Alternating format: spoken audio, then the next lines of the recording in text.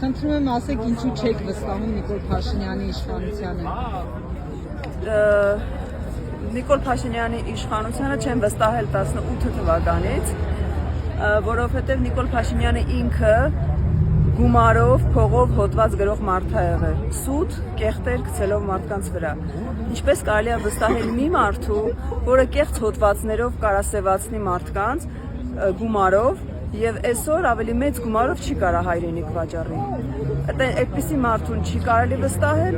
այդպիսի մարդու դեմ պետք է պայքարել եւ խոսքս կուղեմ իմ հայրենակիցներին, որոնք նստած են Facebook-երի վրա եւ տնից են պայքարում։ Պետք է փողոցում զգալ։ Տանը Facebook-ի մեջ պայքարը չի հաջողվում։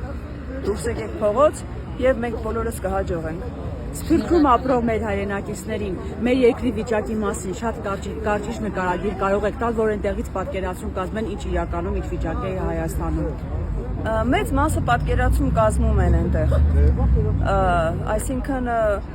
սփյուռքահայերի համար փաստը պետքա լինի մեկ բան, որ այս կառավարությունը, այս իշխանությունը